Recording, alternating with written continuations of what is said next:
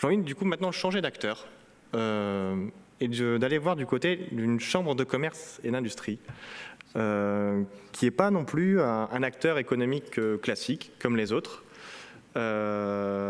Cette chambre de commerce et les chambres de commerce et d'industrie ont des liens avec le territoire privilégié, mais également avec les entreprises.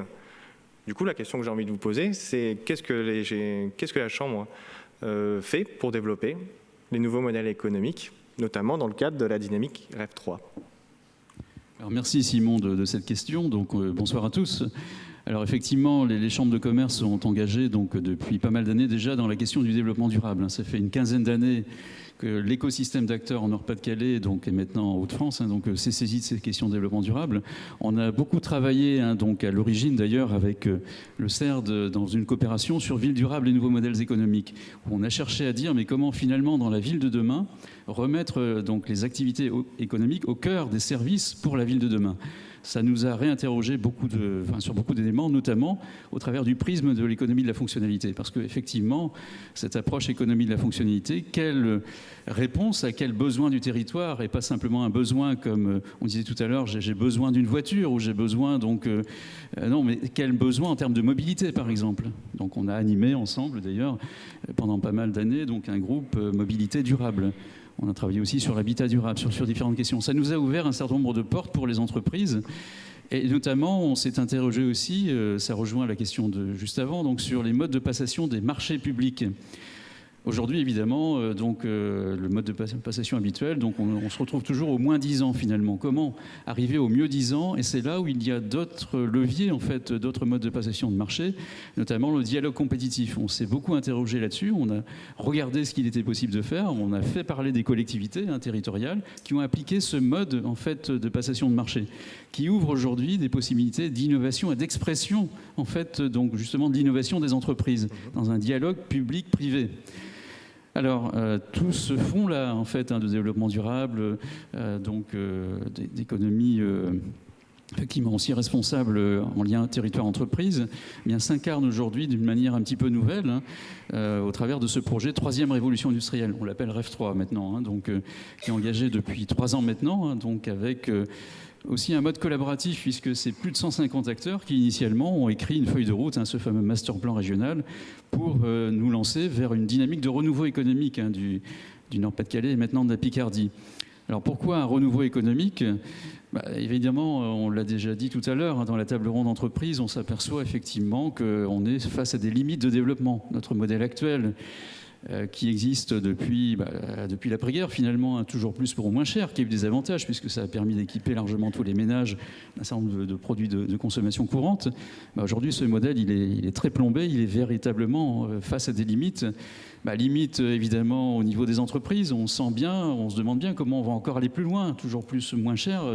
Ça aboutit à l'extrême. On l'a vu tout à l'heure au travers du témoignage d'un dirigeant d'une imprimerie, qui en est arrivé finalement à cesser son activité, à réinventer complètement son métier.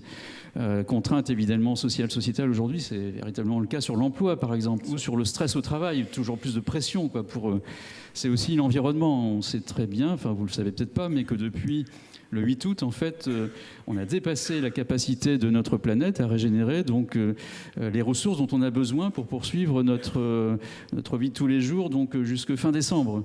Donc on vit véritablement à crédit tous les jours en ce moment, Donc comment réinventer ce modèle pour qu'il soit le plus durable? C'est la proposition de la troisième révolution industrielle, avec 4 clés finalement. La première, évidemment, c'est de s'engager dans une économie à terme que l'on imagine fortement décarbonée. Le pari, c'est même, à l'horizon 2040-2050, aller 100% d'énergie renouvelable. Donc il y a bien la question, premier levier, des énergies. Énergie renouvelable, ressources renouvelables aussi, on parle de plus en plus de bioéconomie. Donc comment fabriquer des matières premières à partir d'un certain nombre de ressources, de déchets agricoles par exemple. La deuxième clé, c'est celle des réseaux. Alors, réseau de communication, de télécommunication, c'est évidemment l'enjeu de l'Internet, mais c'est aussi demain des réseaux de mobilité, réseau logistique, l'Internet de la logistique, c'est aussi le big data, c'est aussi tout ce qui correspond à une économie connectée et qui nous permettra de développer des modes collaboratifs. On parle d'économie de la fonctionnalité collaborative, des modes collaboratifs beaucoup plus aboutis finalement. La troisième clé, c'est bien celle aussi des modèles économiques. Il y a l'économie circulaire, donc comment on peut boucler les flux, donc transformer donc, des déchets en matières premières secondaires. C'est tout le travail du CID2E, notamment Team 2. C'est aussi donc l'économie numérique, c'est aussi l'économie de la fonctionnalité, c'est le cœur du sujet aujourd'hui. La quatrième clé, c'est celle des territoires. Comment finalement réinventer notre modèle économique en partant du territoire? Quels sont les besoins du territoire? Comment y répondre, pas simplement avec des solutions, mais avec aussi des services à faire de la valeur ajoutée? C'est aussi comment faire ce développement à partir des ressources dont dispose le territoire. Voilà, donc 4 clés pour un renouveau économique en Nord-Pas-de-Calais-Picardie. Alors aujourd'hui, ce renouveau économique, il s'exprime au travers de multiples projets, de multiples acteurs. D'ailleurs, on vient de sortir un ouvrage, donc la vie Rêve 3 en Hauts-de-France. Donc il est disponible largement, si vous le souhaitez, le recevoir auprès des équipes du World Forum. Donc on l'a annoncé donc, lundi matin à la séance plénière d'ouverture. Donc voilà, il y a une vraie dynamique de renouveau économique qui est en marche dans cette région, où il faut à la fois donc, mobiliser donc, des entreprises et des territoires de manière très qualitative. On a besoin de démonstrateurs, on a besoin de projets structurants pour ouvrir la voie.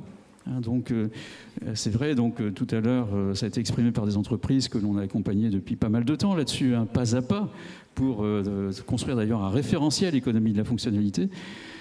Démonstrateurs structurants, mais aussi on a besoin effectivement de mobiliser très largement le tissu économique, le tissu des collectivités. C'est tout l'enjeu de la conférence actuelle sur la démultiplication, sur effectivement trouver les leviers pour que finalement l'ensemble de l'économie, l'ensemble des territoires rentrent dans ce modèle fabuleux de l'économie de la fonctionnalité et collaborative.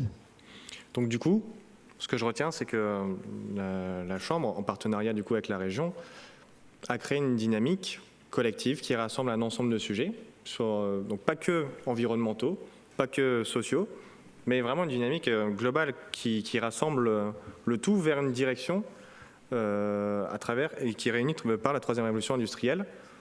La CCI, du coup, accompagne des projets troisième révolution industrielle. Quels sont les projets vraiment pour démultiplier tout ça autour de la troisième révolution industrielle ?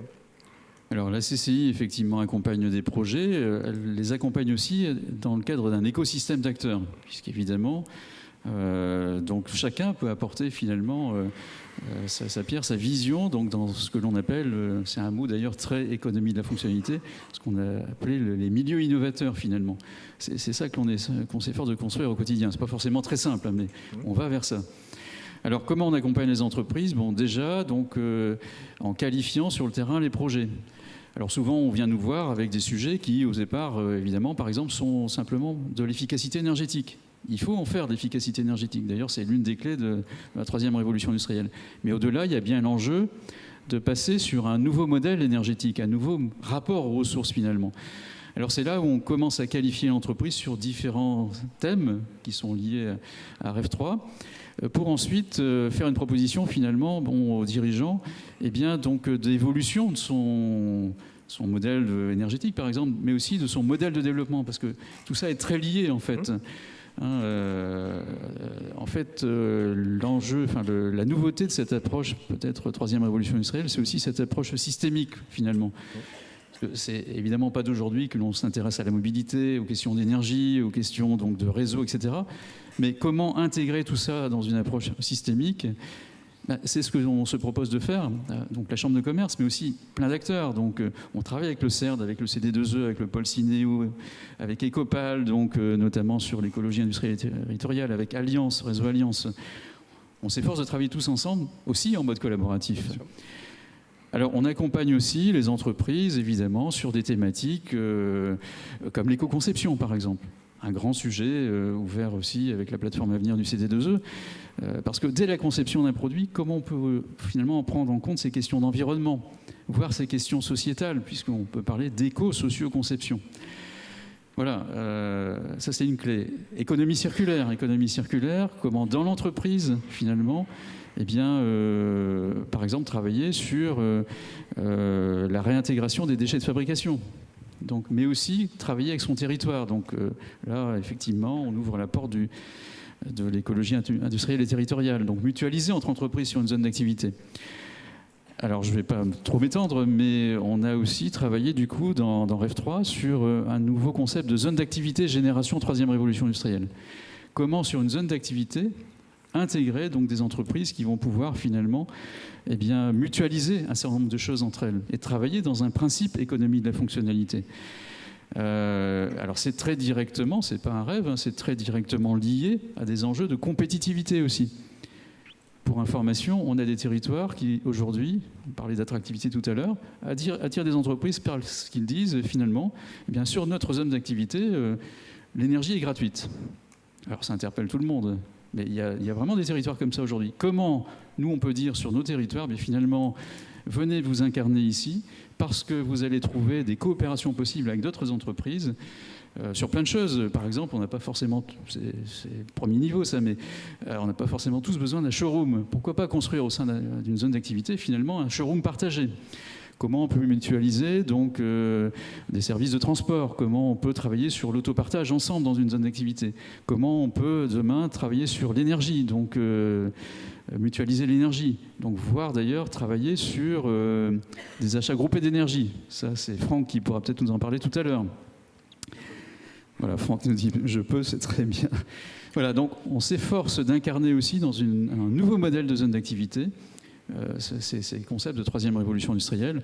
Le projet qui va sortir dans quelques années, il est en préparation, c'est l'île Aéroparc, un nouveau parc d'activité donc de 45 hectares, donc à proximité directe donc de l'aéroport Lille-Léquin.